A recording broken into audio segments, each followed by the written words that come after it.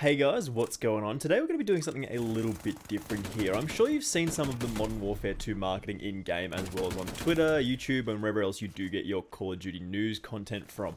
Modern Warfare 2 marketing is really kicking into gear. We did see NFL draftees recently wearing COD jewelry and being shown the game, and that is actually very, very exciting. It's always a fantastic time to be a Call of Duty fan when stuff like that does come out, but especially if you are super keen on Modern Warfare 2 in 2022. Now, we're going to be discussing here today, will Modern Warfare 2 save the Call of Duty franchise? After Vanguard's recent failure in the eyes of Activision execs and fans alike, many people are expecting big things from the new entry into the franchise, especially as they are using the name of one of the COD GOATs. Now, if you do enjoy this style of mini video essay type video, consider subscribing to the channel as well as hitting that like button. It really does help me out when it does come to the YouTube algorithm. Anyway, what can we expect from the new Modern Warfare 2 installment? Well, I can see them doing a couple of different things. I reckon they'd either go like completely original in the base game and maps and everything in between, and then drip feed like nostalgia content in the seasonal updates. Imagine the hype for the Modern Warfare 2 Season 2 reveal trailer when Soap busts out the ACR on Favela. That would be a very, very good day to make a YouTube video, I think.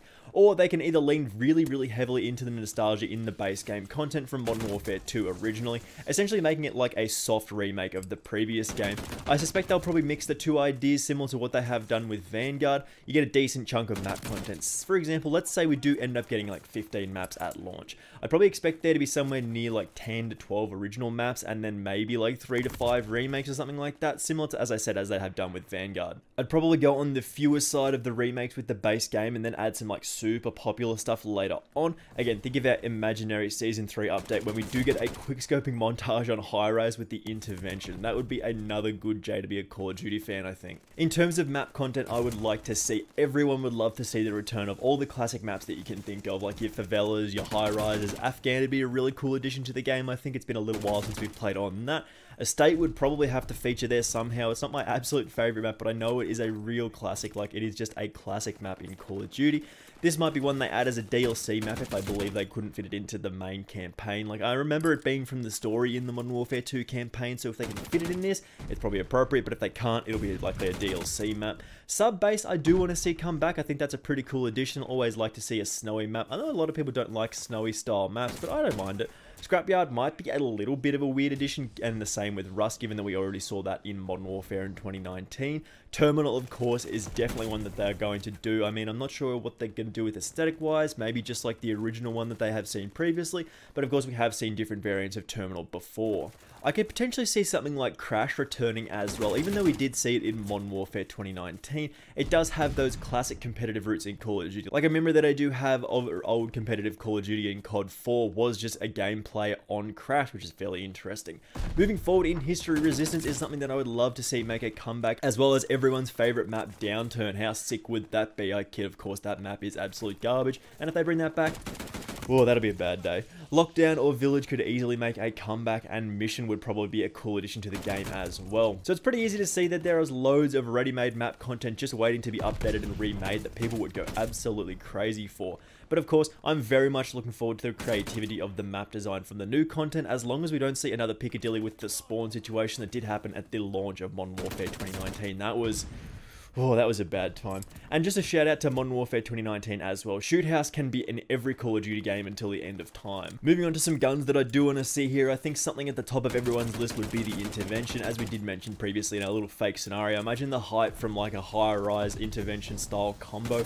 Honestly, I can, as I said, see that being like a DLC weapon. I actually think my fake scenario that we did mention just now would actually come to fruition. So remember this when the game does come out. Another hot favorite is of course the ACR. This bad boy did feature in 2 different Call of Duty games, and it absolutely slapped in both. This might come down to personal bias, as most things do, but I think the Modern Warfare 3 ACR was actually better than the Modern Warfare 2 one. I know that is a controversial opinion, so leave a like on the video if you do think the Modern Warfare 3 ACR is better than the Modern Warfare 2 version. The SCAR is always a welcome addition to a Modern Warfare game. We saw it in 2019, but it wasn't one of the best guns going around. Good, but not great. The MP7 from Modern Warfare 3 has to be a straight clone in my opinion. Same iron sights and everything. I've been chasing the Modern Warfare 3 MP7 iron sights for like 11 years, man. I just want to have that back in my life. A goofy one that we might see is the Model 1887s. Akimbo, anyone? I mean, that would just be absolutely ridiculous. If they did release in that same state that they were previously, for like a week, there would be absolutely massive fume on Twitter, YouTube. It'd be unbelievably cool.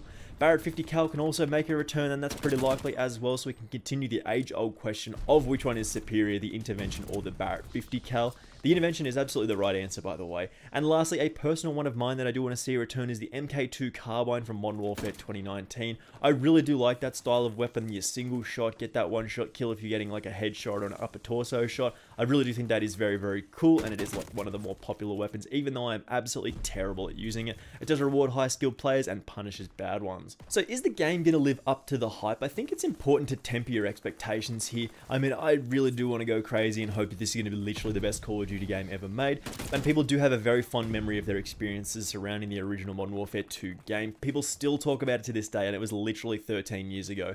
Expecting the game to give you the vibes from your high school experience is probably going to be a little bit too much, and you're probably going to be disappointed if you think this game is going to bring back together your COD gang like it did more than a decade ago. Hell, people even said that Vanguard was a top 10 Call of Duty of all time during the first week of the game. Those tweets are still out there. You can go find them if you feel like you need to. So again, setting your expectations appropriately is important to not be disappointed. The way I think about Call of Duty games is actually pretty simple. I like shooting guys with guns and running around in a cool looking map. If the gunplay is satisfying, I'm going to be pretty happy. Like, I'm not a complicated guy when it comes to that situation. Like, I just like satisfying gunplay. But I recognize that some people expect a little bit more from their Call of Duty game, and that's alright too. I'm pretty confident the game will be good, but it will likely play very, very similarly to Modern Warfare 2019. And if you did have a bad experience there, especially if you didn't like the way the doors and it was a bit campy and all that other stuff thing, the map design was just a little bit janky for that kind of game. It's just a bit slow in my opinion. You might have that similar experience in this. Hopefully you don't, but if you didn't like that, you might not like this one. But again, that was one of the best selling games in recent memory. However, there's a little bit more of a bigger problem in gaming culture at the moment. Gaming culture these days is just different. It's no longer enough to just completely dumpster a lobby in Call of Duty, record it and then upload it to YouTube. You get people complaining about the level of skill in the lobby, whether you're using a VPN, whether you're using skill-based matchmaking, you're using a Cronus Zen. Show your task manager so I can see you're not hacking. Like, gaming currently is just different. It's not a case where you can just be better than other people. There's always something to it. There's always a different circumstance that sort of sets people apart. People are always cheating and all these other things. Having fun really isn't the main goal anymore. An example I saw of this recently does come from Elden Ring. I'm sure by now you have heard of and know what Elden Ring is, but if you haven't, it's basically this ultra hard game from FromSoft.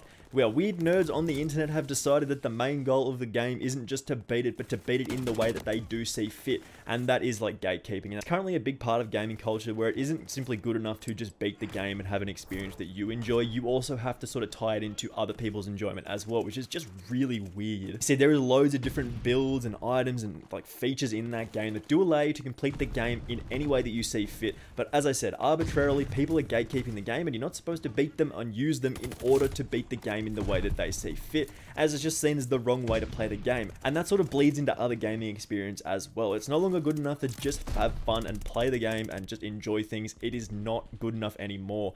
Gaming culture really doesn't allow anyone to just enjoy things anymore, and this is a point that is probably a little bit larger than I do have time to explain here, and a larger psychological phenomenon that I don't really have the knowledge to actually be able to explain or get into it any more deeply than that. Just enjoy things though. Don't allow other people's negative opinions on other things to change your enjoyment. If you think that the Modern Warfare 2 gameplay looks cool when it comes out, that's fine. If you think the new map in the Call of Duty update is great, or you think the new game looks really, really cool, that's fantastic, man. Someone probably worked really hard on that, and they appreciate your enjoyment as well. I guess the main takeaway from this video is that I don't really know if Modern Warfare 2 is going to save the Call of Duty franchise. I think gaming community has just changed a little bit, like semi-recently. It's like in the last couple of years. It's no longer good enough to just have fun. You have to be the best. You have to be able to beat every single person that is. There's no one better than you, and you always have to be the best. It's just a weird phenomenon at the moment, man.